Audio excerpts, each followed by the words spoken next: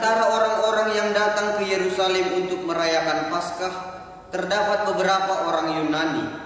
Orang-orang itu pergi kepada Filipus yang berasal dari Betsaida di Galilea, lalu berkata kepadanya, "Tuan, kami ingin bertemu dengan Yesus."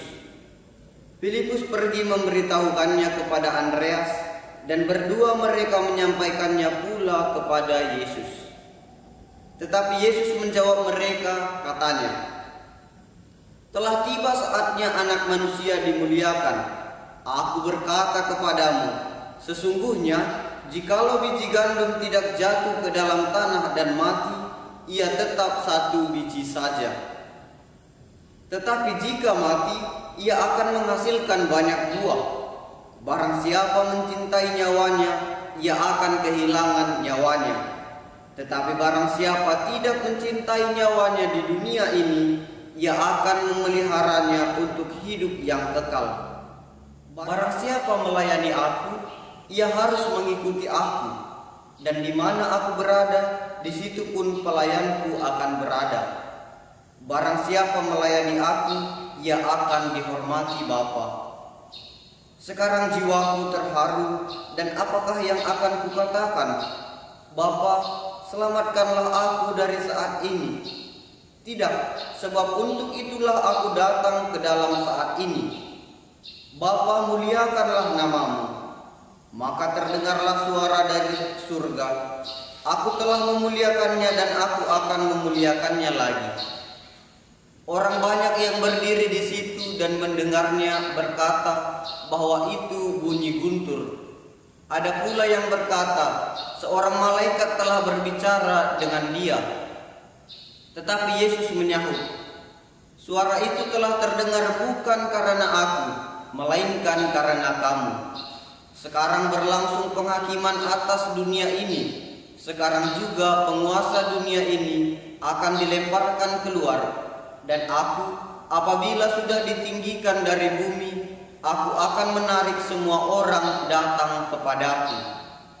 Ini dikatakan Yesus untuk menyatakan bagaimana caranya ia akan mati.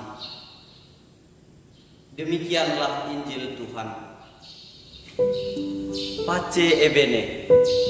Saudara-saudariku yang terkasih dalam Tuhan kita Yesus Kristus, selamat hari Minggu bagi kita semua. Pada hari ini kita memasuki pekan Prapaskah kelima. Bacaan Injil yang kita dengarkan hari ini berbicara tentang biji gandum yang menggambarkan diri Tuhan Yesus sendiri.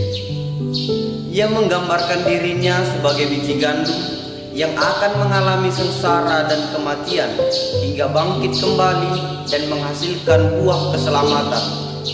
Lewat pengorbanan, sengsara, dan wafat Tuhan Yesus Kristus, kita pun diselamatkan oleh cinta kasih-Nya.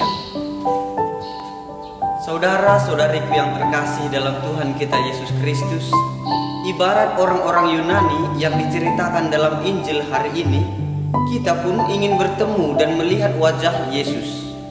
Hal itu merupakan ungkapan kerinduan kita untuk berjumpa dengan Allah Maha Cinta. Kita telah mengenal wajah kerahiman Allah dalam diri Tuhan Yesus yang merupakan Injil atau kabar baik bagi umat manusia. Barang siapa datang kepadanya memperoleh terang hidup. Kita pun diminta untuk menjadi saksinya yang hidup di tengah-tengah dunia, yaitu dengan menjadi kabar baik itu sendiri. Saudara-saudariku yang terkasih dalam Tuhan kita Yesus Kristus, kita adalah biji gandum yang ditaburkan oleh Allah. Dia ingin agar kita tumbuh dan menghasilkan buah yang berlimpah.